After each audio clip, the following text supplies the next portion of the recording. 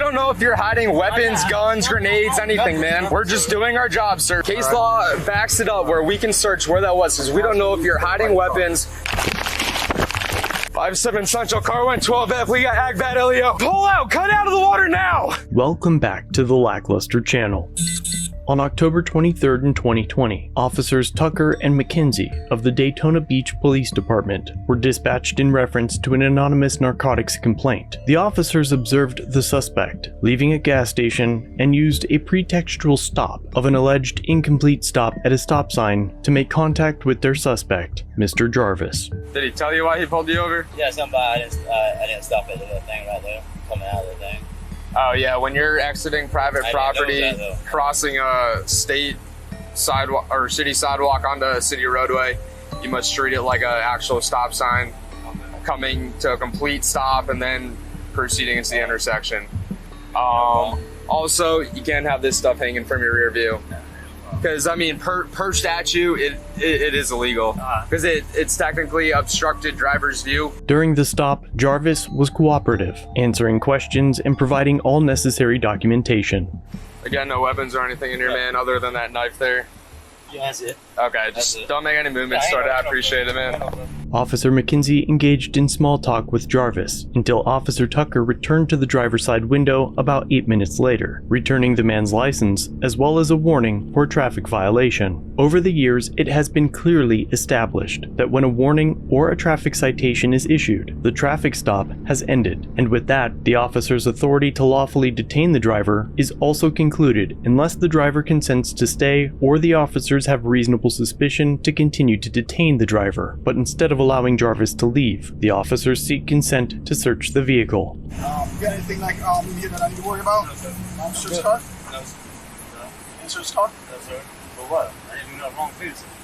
Just asking. You gotta ask. No, I'm good. So you said we can't search the car? Okay. What? I didn't do nothing wrong for you, sir. Okay. Well, here's the thing. While my partner was behind you and prior to activating his lights and sirens, he observed furtive movements, which is movements into certain areas. So we're going to check where those movements were and only where those movements were, okay? You step out of the vehicle, please. What? Step out of the vehicle, please. Undo your seatbelt. Because we don't know if you're hiding weapons, guns, grenades, anything, man. We're doing our job, so we're just doing our job, sir. Please step out of the vehicle. I didn't do nothing wrong, though, man. Please step out of the vehicle. We observe furtive movements, so we are just doing our job. Have him step back there. No, I don't want him standing right next to me. Right there. He can't stand next to him. For what? I'm right saying. there. No, man, 'cause this is bullshit, man. I want to talk to somebody, man, 'cause this is bullshit, Okay. man. I didn't do nothing wrong, man. You're gonna make it worse. I'm saying I didn't do nothing wrong to y'all, man. I have nothing in here. I had my seatbelt on, I had everything, y'all were harassing me. I know, but when we observe someone making furtive I didn't make no movements, sense. I sit up in my arms the whole time, sir. when we observe furtive movements, Y'all don't treat me like that, man. case law backs it up where we can search where that was, because we don't know if you're hiding weapons, trying to access a weapon.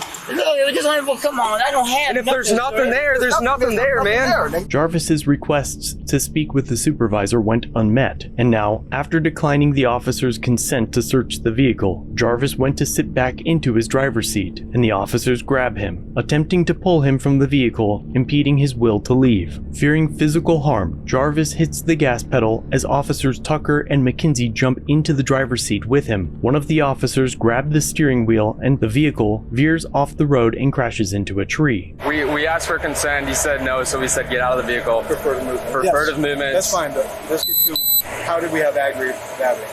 So we were up there where our cars were, and he jumped back in the vehicle and said pretty much like F you guys, and yanked it into drive while we were trying to yank him out, and took off, and like we couldn't let go, and I was able to let go of the car up there, and I like rolled down the roadway, and he was here. This is where I take over now. I held on to the car. I held on. He was still driving. He lost control around here. I fell off.